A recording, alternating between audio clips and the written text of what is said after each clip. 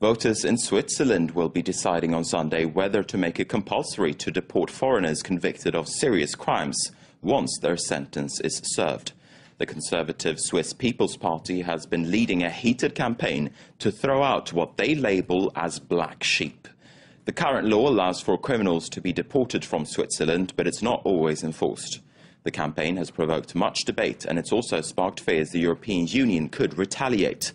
The most recent survey put the level of support amongst Swiss voters at 54%, which would mean the idea would become law.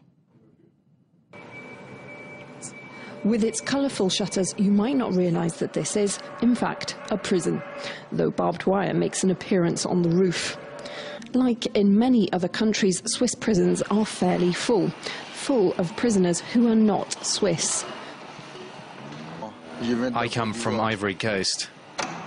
70.2% of inmates are foreigners, and that's much higher than the 22% foreigners make up of the population in general. This disparity has long been a burning issue for the right-wing Swiss People's Party. Bad parts of society don't deserve to be here. We waited for too long without doing anything, and now it's too late. That's why I'm for this. And for some, there's a very simple reason why there are so many foreigners in Swiss prisons. In Switzerland, we don't have to automatically deport serious criminals after prison, but this vote will change that. A yes for the People's Party would mean that every foreigner convicted of a list of 6 crimes, including rape, burglary and defrauding social services, would do their time, leave Switzerland and not be allowed back for up to 20 years. In reply, the government has put forward its own proposal that would apply to all crimes. Deportation would not be automatic, and it would only come into play when the sentence was more than a year long.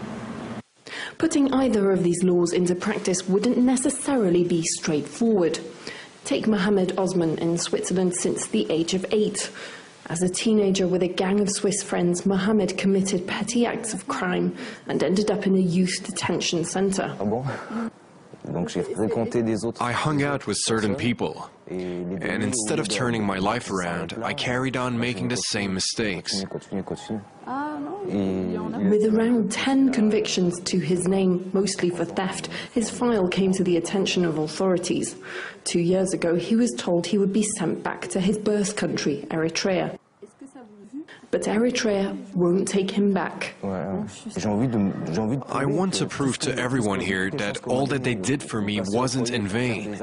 I did an apprenticeship in the detention center. I know I can live and survive, that I can find work. I don't need handouts. This is why opponents say the law will be dangerous.